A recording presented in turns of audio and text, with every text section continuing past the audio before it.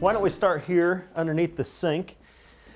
Now, what we've got here is we've got, a couple drain pipes. We also have some supply lines. We have a supply line to the dishwasher as well. So there's several places here that you could look for possible water damage issues. First, with the drain pipe, there's a possibility as it's draining that there could be a seal that's not completely finished here. You might have some water leaking out there. So what you want to do is maybe run your finger underneath it, see if there's any moisture. It's nice and dry here. Now with the supply lines, they're a little bit different because there's always pressure. There's always water pressure in those lines. So what you want to look for is to see, is there any moisture, especially around the connections? Is there any bubbling maybe of any water? You're also looking to see if there's any cracks depending on what kind of supply line you have. Okay. Another thing that you're going to want to look for is there could be some discoloration underneath some of these areas. That's obvious signs that there has been some water leaking in the past. And I also see, in addition to supply and waste lines, a couple lines going to the faucet, but then also the dishwasher. And somewhere there's a line going to the refrigerator's ice maker. Yep, that's exactly right. And it's going to be the same types of things. You're looking for bulging, you're looking for any kind of moisture, especially around the connectors. You're looking for bubbling of any water, things like that. And again, as you pull out the appliance, you want to look to see, is there any kind of discoloration or anything like that on the floor.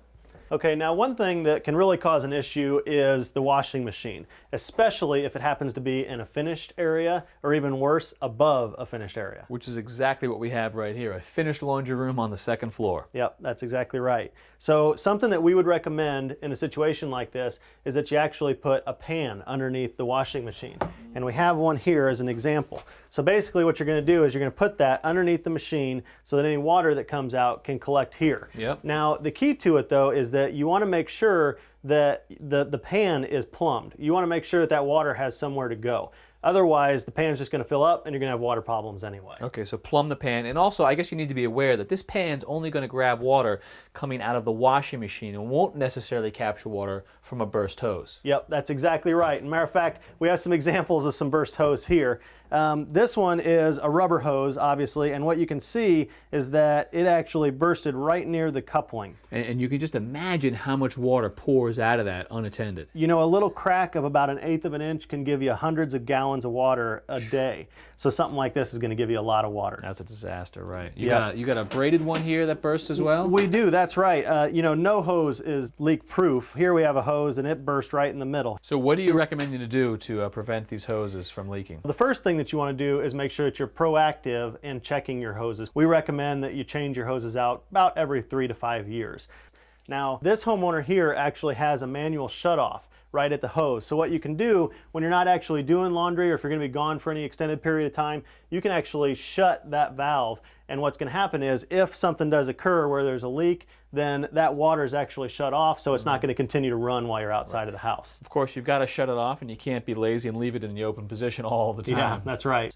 Now, another thing that you have as an option is something like this, where it will actually shut off the water for you if it senses an issue, so you don't have to manually flip that switch. So in this case, whenever the washing machine isn't drawing electricity, it's not in use, this will shut the water off at the hose. That's exactly right. It's also got a moisture sensor too, correct? Yeah, it does. Basically, what you have here is it's a sensor, like you said. You put it down at the base of the washing machine, and if it senses any moisture at all, then this device will actually shut off the water flow to the washing machine. It's a nice little unit. It is.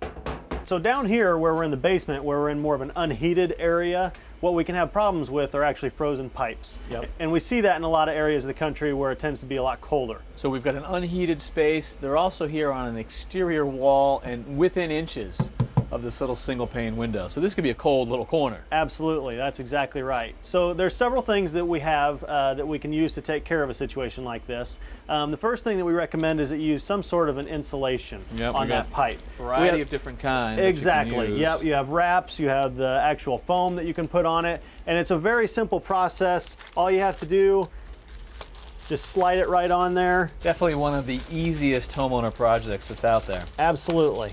Once you get it on there, it's an easy process. You just take off that tape, it cinches together, and you got your pipe insulated. And this is what you're trying to protect against, because when those pipes freeze, they're going to expand, which can split it, and as soon as it thaws, you got a waterfall coming out of this. Yep, that's exactly right.